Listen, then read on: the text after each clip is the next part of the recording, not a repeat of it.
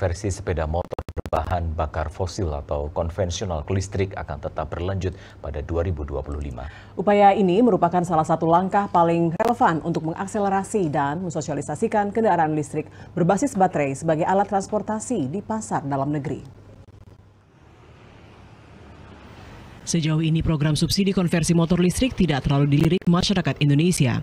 Sejumlah indikator itu ditunjukkan dengan masih banyaknya populasi motor konvensional dan kecilnya angka penjualan motor listrik, bahkan harga dan konversi motor listrik yang cenderung masih tinggi atau sukar dijangkau masyarakat.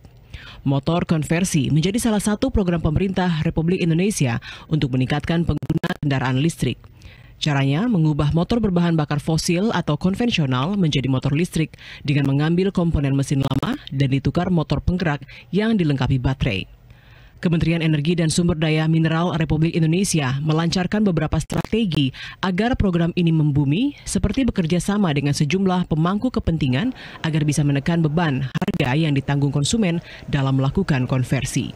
Salah satunya dengan melibatkan dana tanggung jawab sosial perusahaan milik badan usaha milik negara yang kemudian disalurkan kepada sekolah menengah kejuruan sehingga biaya konversi menjadi nol atau bebas biaya.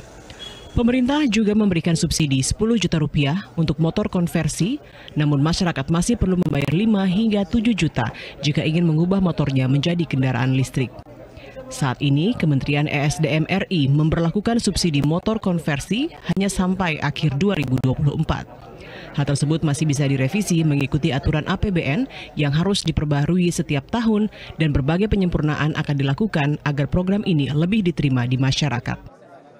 Dari Kementerian SDM, dari Pak Menteri SDM mengamanahkan ini berlanjut untuk konversi dilanjutkan agar tujuan tadi itu penurunan impor BBM-nya dari Kementerian SDM itu bisa terpenuhi juga tercapai, dan sekaligus tadi kita menuju net zero emission ya tahun 2060 itu supaya tercapai, sehingga salah satu cara adalah ini gitu. Salah satu cara adalah menggunakan motor listrik baik baru maupun konversi, dan secara legal sudah legal karena sudah diatur di Permen Hub 39/2023 untuk mengatur legalitasnya. Sebelumnya, Kementerian Keuangan Republik Indonesia telah menetapkan pemberian subsidi untuk belanja sepeda motor listrik baru dan konversi hanya berlaku 2 tahun, yaitu pada 2023 dan 2024.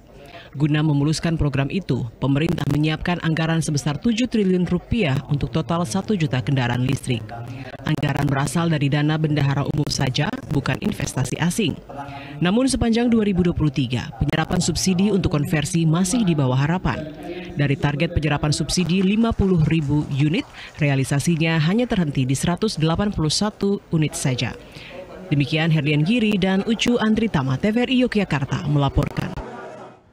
Sementara itu, permintaan terhadap layanan konversi sepeda motor berbahan fosil atau bahan bakar minyak ke motor listrik mulai diminati warga di kota Yogyakarta. Perubahan ini diklaim lebih ramah lingkungan, irit, dan membantu pengurangan emisi karbon untuk pelestarian lingkungan. Program konversi sepeda motor berbahan fosil atau bahan bakar minyak ke motor listrik diatur dalam Peraturan Menteri ESDM RI Nomor 13 Tahun 2023 tentang perubahan atas Permen ESDM RI Nomor 3 Tahun 2023 tentang pedoman umum bantuan pemerintah dalam program konversi sepeda motor dengan penggerak motor bakar menjadi sepeda motor berbasis baterai.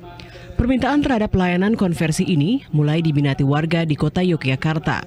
Salah satunya melalui SMK Muhammadiyah 3 Yogyakarta dengan mulai mengerjakan permintaan konversi sepeda motor berbahan bakar fosil ke motor listrik sejak beberapa waktu lalu.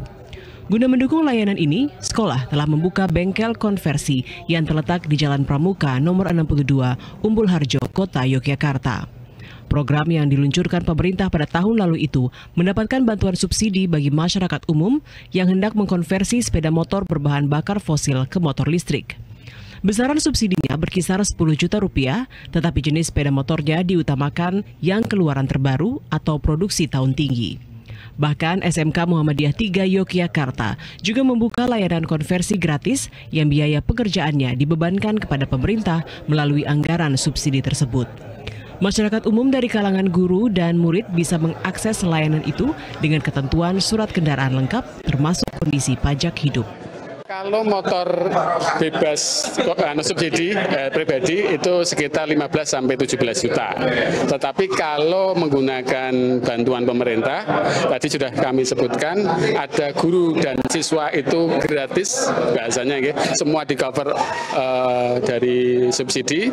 Kemudian untuk masyarakat umum di cover 10 juta. Tapi kuota masih terbatas. Kuota masih terbatas.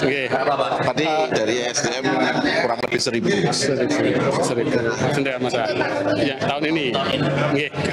Permintaan konversi sudah ada yang masuk, Pak?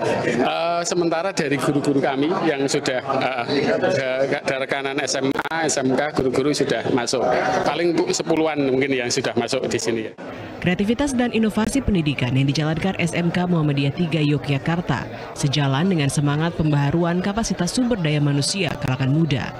Semangat pendidikan seperti itu yang dibutuhkan agar Indonesia mampu bersaing dengan perkembangan teknologi masa kini.